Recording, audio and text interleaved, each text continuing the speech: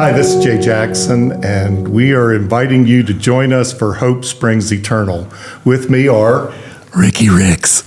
Kaiti Lammert. Yes, Kaiti is an excited third participant in our third episode of this podcast. We're thankful as we have forced Kaiti by duress to join us in our conversation today, which is going to be talking about God, the Creator, and the creation, and how that is understood by at least three United Methodist pastors and the tradition of our faith that we share in. And I think that, to be honest, if we were to share our own personal theologies of the Creator and creation, we probably wouldn't be exactly on the same page, and therefore giving us an opportunity to bounce things off of one another and hopefully help bring a little bit more of a well-rounded view of creation and God as Creator for your exploration theologically. So I just want to kind of get us started off with the question. Kaiti, I'll start with you. What do you think is the significance about God's intentionality in creation? I think that God chose to create shows that everything he does, I think, shows his love for us. So that he chose to create, I think, just is evidence of his heart of love, that he created with diversity, that he created with love and beauty, and that he created, that he desired to have something to be the affection of his love, to be the recipient of his care, shows what a loving God he is. So I don't know that sums it up completely. That's a great way to get us started here. Ricky, what would you add to that? I think what I'd add to that is I think it talks about who God is as well, that loving God, but also mystery, and that we live in awe and wonder at creation. When you read the first words of Genesis, in the beginning, God. When I read that now, I've just come to insert my own little comma in that. Just in the beginning, God. And to stop and to think in awe and wonder about one who creates and is constantly creating. And what an incredible gift that is for all of us. Yeah. I just know for myself, when I think about creation, the word wonder quickly comes. The sense that where Christians and astrophysicists agree is in this wonder of the immensity of the creation, of space and time, and the sense of out of nothingness. We believe in a God who didn't just allow some stuff to happen, but intentionally made something and made it with an intentionality of good. That it wasn't just like, all right, I'm in the shop and I'm kind of putting some things together out of this nothingness. No, God said, I want to make order out of this chaos, and out of that ordering, I want to make something that has an intentionality of good. And that's reaffirmed over and over in the creation story about the goodness of God that's reflected in the goodness of creation. And that gives me hope of not only the world that doesn't always have good evident in it, but of the nature of God and the hope for the world, I guess, that's what it speaks to me about and the like. I mean, we were here almost during the time of God's creation, Ricky and I, but you came along a little later on, Kaiti. But as we have a little more time under our belts, maybe we're also more subjected to the negativity of where the earth and the creation doesn't seem to be as ideal as it is. And then again, you may be more observant of things that we've come to accept that just aren't really palatable for you. I mean, how do you feel about creation being good and yet having so many things that seem to be fallen in creation? I mean, I think that we need to recover the original. I think we need to be able to say, along with God, that all of creation is good and that humanity is very good. And I think so many of us have more of that intrinsic thought of the psalmist David saying, I was brought forth in iniquity. We think we're bad. We think we were created bad and sinful. And I believe that. I believe that we are a fallen creation. I believe that sin exists in the world. But the first thing that I want my children to believe is that they were created good, that they were created beautifully and wonderfully, and that even imperfect as we are, that there's beauty and wonder and goodness in the core of who they are. And my daughter and I actually, my oldest daughter, Lily, we've had conversations about this because they're, as she's growing up, she's starting to notice people who have physical disability or just different special needs. And we've had to have conversations of that doesn't make them less perfect. And, she's asked, well, then if they're not, what's wrong? If they're perfect, then why is something wrong? And so we've gotten to talk about, God didn't make a mistake. And I think that's important for us to be able to say, God did not make a mistake with you, and God did not make a mistake with this child or with this person, whether it be because of a physical ailment that they have, or a limitation, or the color of their skin, or any creation. And then we look out at creation and we can see that we have acted selfishly, that we have acted brokenly, that we have damaged creation, and that because of that, we have not taken up that we were made in God's image, and that because we have not continued to affirm that creation is good, that we've allowed creation to become not bad, not intrinsically bad, but we've broken it. Well, you took the words right out of my mouth. I was about to go with it's that image of God that we profess has been placed upon us as human beings that should give us hope, because the Creator has chosen to make us in His image. And if that isn't good, if God isn't good, then we're in a very fatalist kind of position. That we believe that there is a loving, gracious, steadfast God who has created and is creating, and as our part in it, there is an intrinsic goodness that is a part of that has been lost, that needs to be recaptured, redeemed, offered salvation, but the general desire of God is one of goodness and of beauty, not just in human beings, but in the creation itself. Yeah, one of the books that I'm really loving right now is a book by Donna Hicks called Dignity. And her starting point is exactly that, that we in all of creation have an intrinsic value to our lives. And for people of faith, that's that we're created in the image of God. That's our true I, who we truly are. And there have been those stumbling blocks and temptations that have denied that and have blocked us from seeing that. But it is our hope to discover anew that we live out of being children of God, and that God, the whole of God's creation, has its value and its sacredness, and we ought to realize that in ourselves and in each other. Yeah, and in the created order itself. I mean, absolutely.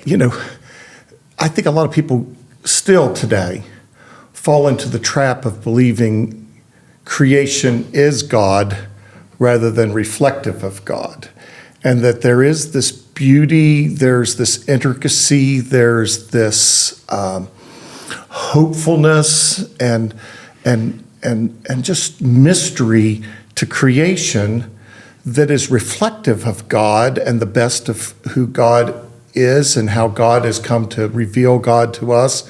But there's also this problem with selfishness, with sinfulness, with the brokenness of humankind and of creation that distorts it, but it's still available to us if we look closely enough and if we embrace more faithfully what it is that God has shared with us. I think that there's something really beautiful in creation to give us hope in that. I know a book that I read coming out of seminary, A Pilgrim at Tinker Creek by Annie Dillard. She looks a lot closer at the minutia of life and of reality, of nature, than I probably do on my own. And when I can see her seeing the mysterious, beautiful hand of God in things that often are overlooked, it gives me a sense that even in the midst of the distortion of our brokenness, there's still this beauty of God moving, creating, forging forward to something that is even better than what it started out to be because of the continued creative power of God. I think a lot of people want to put creation as something God did, not that something God is doing. How do you feel about that, Katie? I think that we find God so much in creation and creating. Pilgrimage at Tinker Creek is a beautiful book. I guess we submit it to your perusal. Yeah, you should read it. Nothing happens and everything happens. And likewise, I love poets that just reveal God in nature. Mary Oliver and Wendell Berry and others like that just reveal how God is just so present in the beauty and the wonder and the mystery of nature. And I don't personally ever think this is God. And yet I don't know that I ever could quite find the line of separating that. And I think that that's beautiful. There's a poem by Mary Oliver where she talks about just lying into the grass and being received and being known. And I think that that's just so beautiful. And finding God there, I think that there is something very powerful about that when we are able to recognize God and all that He's made, that it really hits something deep inside of us. We're just dirt, and we're going to return to dirt. And that's very humbling, and yet it's very profound. Yeah. And it can be very touching to go back to that place of just saying, I'm dirt, and uniting with the dirt, I think. Our kids know how to do that, and our grandchildren. That's right, yeah. We've talked about Dillard and Oliver, but really the psalmists were some of the first to really capture this sense of the beauty of creation and the linkage to that, to the goodness of God. You want to speak to that a little bit, Ricky? I think this is right, that one of the first written accounts of creation is a psalm of praise, Psalm 103, and where they start recounting creation, much in the same way that Genesis does. But it begins to recount it, and with every phrase of this recounting, the people are invited to sing praise to God and to proclaim the awesomeness and the wonder of God. Yeah. In much the same way, in Job, where God and Job are talking, and God starts asking Job, "Where were you?" And it recounts this awesome mystery and wonder that is the sense of God's movement and who God is with us. Yeah. And I do think I'm a mountain person, and I know, I'm scared of heights, so it's always a little weird. But when I'm sitting on the top of a 14,000-foot mountain, and just the awe of the sky and the depth of the valleys below, and the trees and the winds. It speaks of God in ways that I just don't have words for. Yeah. Just the mystery and wonder and majesty of God. Yeah. And the immensity Absolutely. of God's creative power Absolutely. that even in the Bible is not told in one story, but through at least two accounts in Genesis and others in the Psalms. It's bigger than it can be typified by either an orderly account or a relational account. It's spoken to and referred to time and time again so that we have an understanding of our relationship to this Creator and how we see God in creation, but also about how we see God in the relationship that God has offered to us and the way in which in that even when we make deep mistakes, there is a graciousness, a mercy, a love that still extends relationship to us, even as we are not worthy of that relationship with the divine. That always speaks to my heart. We were talking on a different subject about how sometimes we want to read the Bible for answers or the Bible for instructions like a how-to manual. But that's the richness of the creation stories for me, that it invites us to something even grander than that and bigger than that. It wants to talk to us about who God is and what it is for us to be a part of God's creation, almost in this inviting in. We are tempted to think, I'm no good. And there's a truth to that. But the grander truth is that God created and called you and I very good, and called creation good. And it opens up this whole story, this whole journey of God's movement and God's creating throughout all of time. Yeah. I think at times in the brokenness of who we are as human beings, we've picked at our understanding of creation in a way that starts arguments and challenges to it rather than just letting it wash over us and see that. To know that whether we believe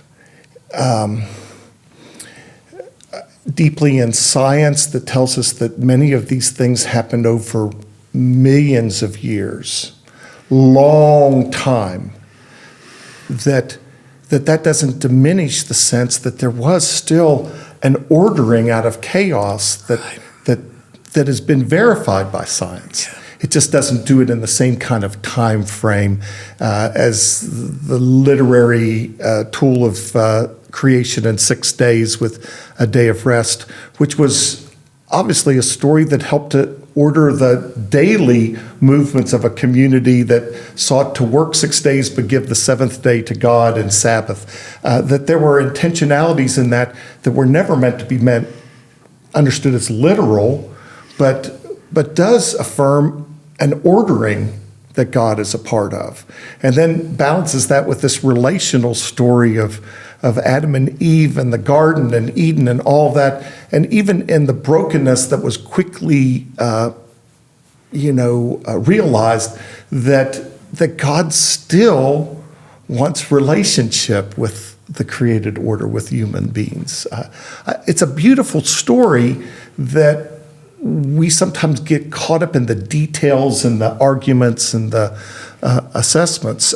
When it comes to creation and science, it seems like that has been used as a fight, a battleground.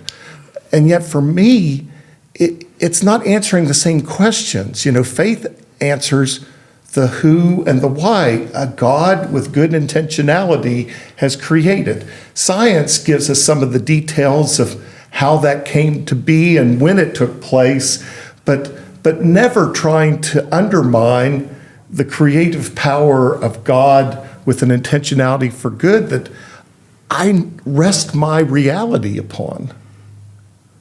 How do you feel about that, Katie? Yeah, I mean, without trying to put myself down. I don't think I understand all of that, and I don't think I have to. And so for me, the creation account that we have in Scripture, like Ricky has said, and like we've all been talking about, is about our God. And I don't think it was ever written to try to explain down to the details how exactly scientifically the earth was created. And so if there are scientific theories and explanations that supersede or contradict or can go in alignment, to me, I just think that's probably for somebody else's brain to figure out. And usually it doesn't go against. I've never run into something like that and thought, this makes me question God. Mm-hmm. Usually it makes me think, wow, God is so much bigger than I could ever have imagined. Mm-hmm. That he was able to think of all of this astronomy, all of this astrophysics, all of these billions upon billions of stars and universes and galaxies, and then down to the atom and the nuclei and the electrons, and all of it screams his name, and all of it screams his kindness and his goodness and his love.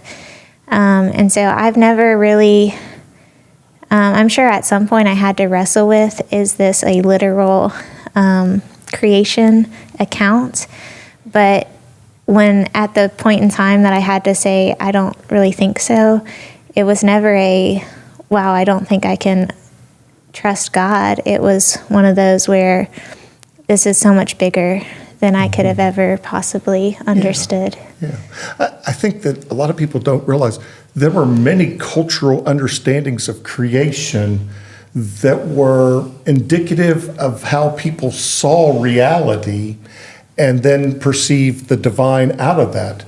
We believe in a God that has revealed to us goodness at the heart of God, loving, gracious nature of God, and that we believe that that has shown through creation and through the written word and the word made flesh in Jesus Christ, that gives credence to the divine that has, in all that mystery, has revealed to us what we need to know to trust in God and to have faith in God so that we can be a participant in what God's doing, is a very different thing than getting caught up in the minutia of how many hours and days were involved in things. And I've never had that problem. I was a chemical engineer before going into ministry. I love science and math, and yet I find nothing that is contradictory. They pursue different aspects of life that don't have to be in combat with one another. They can be, aligned to bring out different aspects of the reality that I still hold fast to begins and ends with God. Ricky, any insights there?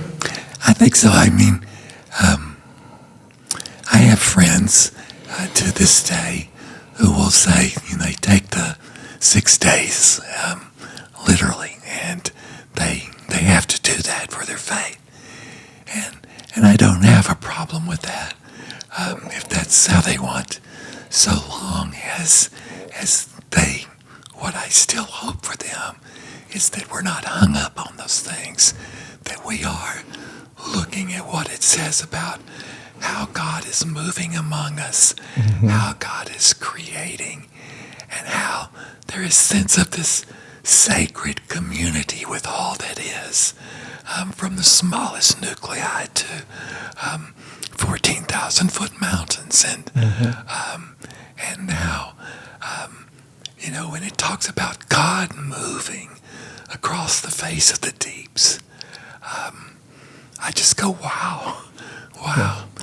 And then we talk about God creating, and we read passages of scriptures like God saying, don't you know, don't you perceive, I am doing a new thing. that it is this constant movement of God and this constant creation of God that takes hold of us and that binds us together. And it is all sacred, even when we're knuckleheads and mess it up. Yeah. Well, I mean, I'm thinking about our conversation last week around Scripture and how people can get tripped up on some of the inconsistencies that are found within Scripture. Yeah. And Scripture has never been intended with the kind of ways it's scrutinized, many ways trying to help evoke a sense of God and of God's purpose through poetry and through apocalyptic literature, that sometimes some of the inconsistencies, some of the things that can be perceived as not congruent within Scripture can really trip people up when in fact, when seen as a revelatory work of God through many human hands, gives us such a gift that we tend to poke holes at out of our lack of understanding. To not be able to still see the mystery that is God, whether that be through creation or through Scripture, that God has revealed God's self to us, and yet into a less than perfect world with a less than perfect human recipients who are not always going to be able to fully grasp what God is even sharing with us. And yet God speaks through that in a powerful way. I like to think that we're still a part of something that God is creating. It's not a past thing, it's a present thing. I hope so. Yeah. So, Kaiti, you have a poet's heart. And so, the creation stories in Genesis were passed down around campfires and meals and those kind of things long before they were written down. So I'm wondering, from a poet's heart, what do you think it would have been like to have been sitting around a meal and someone telling that story?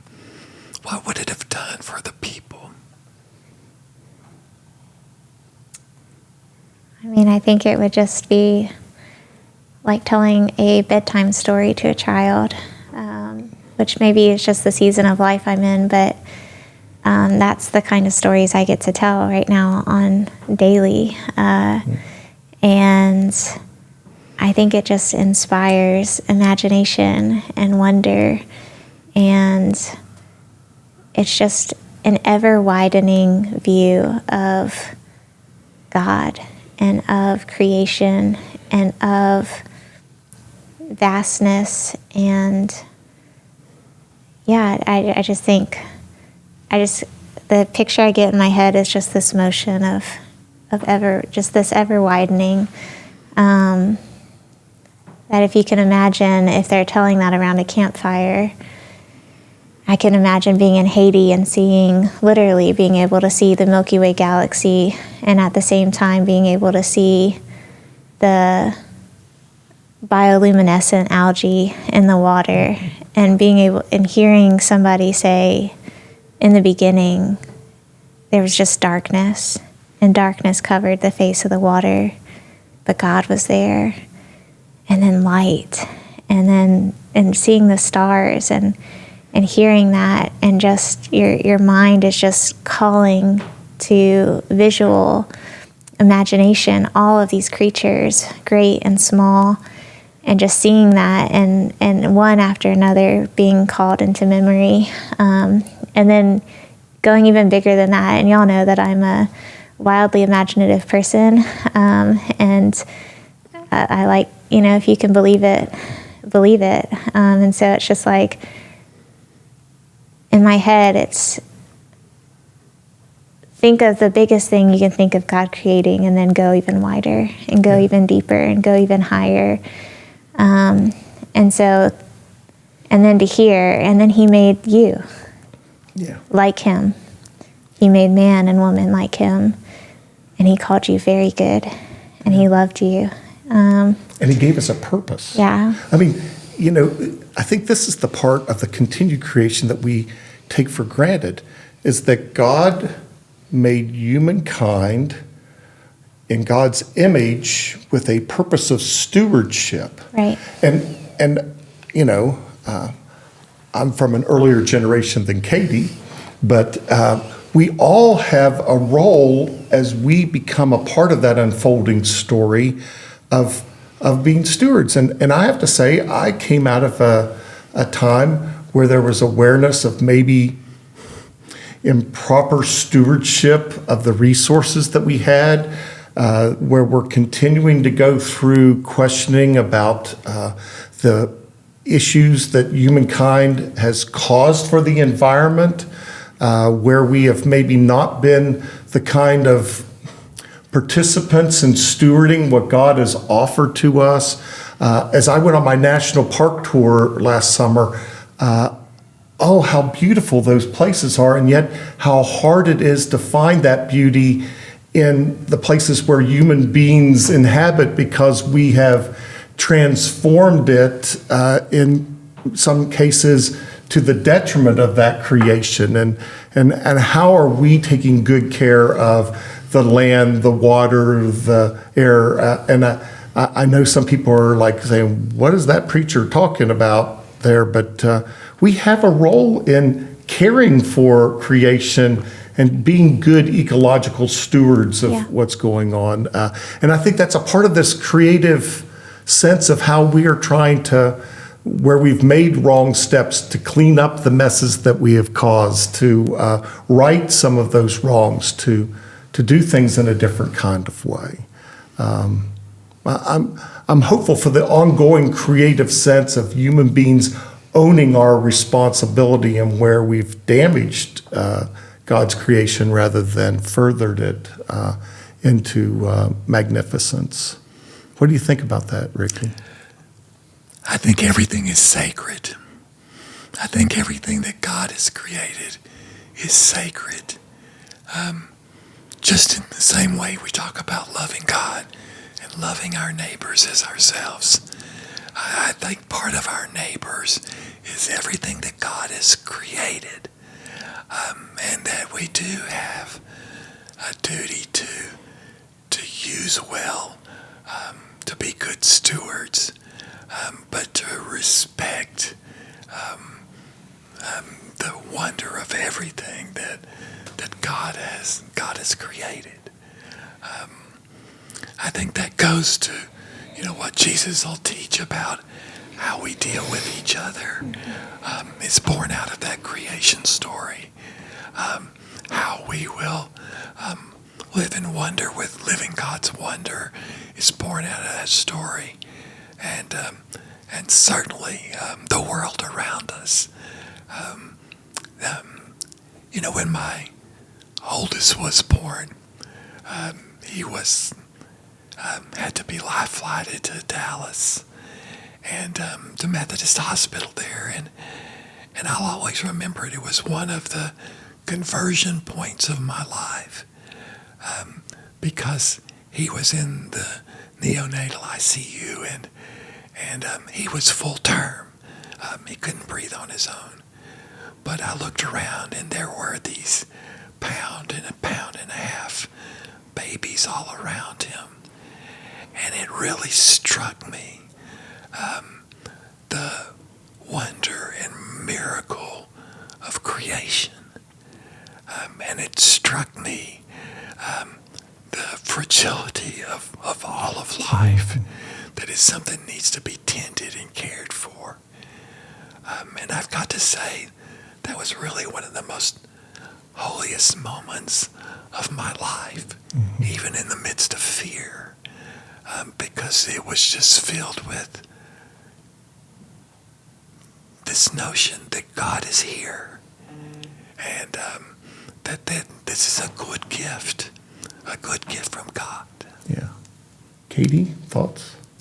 Yeah, I think ecological justice is part of the work of all Christians, and that to recover wonder and a kind of witness of saying that if God created it, then it's holy, and God created all, so all is holy, all is sacred. To echo Richard Rohr and others, is like that we need to be able to say that, you use the word stewardship. I think we have wrongfully interpreted this creation story to say we have dominion. We have dominion over it, and that means we can treat creation and others with dominion, and it doesn't matter what we do. We are lords and leaders and domineers over creation, and I think we need to be people who write that script and interpret this story rightly as poetry and as people who are stewards of creation and who take care of ecological justice and be people who, not just in word but in action and with our resources, who, like you say, do things to undo the damage and to continue the creative process. We are creatures, but we were created in the image of God, and so I think we are charged with helping to continue to create in beautiful and life-giving ways. And so I think caring for the environment is part of that. And I think a lot of that comes with our speech. I think we have gone a long time as Christians just like not speaking rightly about how we are to take care of the environment. And so I think, reading books like Annie Dillard's book and others, and really bringing wonder and sacredness back to creation is really important, so that we don't continue to do damage. I think, too, it leads us even beyond ecology to a sense of the creative work of human beings to create better, healthier relationship with one another in that way. I mean, it moves to those of us who have been charged with this to work in harmony and in coordination with one another rather than adversarially and at times in destructive ways to one another, just as we've been destructive to the creation that we have received. We've been destructive to the relationship with God that God has sought with us by destroying relationships with one another. And I think we're going to find ourselves dealing with that a little more as we go deeper into this. Next week, we're going to talk more about God and our understanding of the divine other, not just as creator, but we'll talk a little more about other ways in which we come to know who God is by how God has revealed God's self in relational ways and in ways that have an intentionality about God, and that we are called to be intentional in participation with God that I think are going to be exciting in the weeks ahead. Katie, we've enjoyed having you come and bring your unique perspectives to this conversation, and Ricky, it's been fun to get started on this journey, and I hope we continue on as we share not only from our perspectives, but from the tradition that we have approached this through the United Methodist Church to express these important aspects of our faith. Yeah, and before we go, just to everybody who's listening or watching, we really love expanding the conversation, and so thankful that Katie is here. But we really want to hear from you as well. What do you think? How you understand creations, or questions you just want to ask? We'd really love for you to be part of that conversation. Yeah, not just you want more of Katie and less of me and Ricky, but any way that you'd like to have us expand the conversation to include your questions and insights, we would love to do that. Great point, Ricky.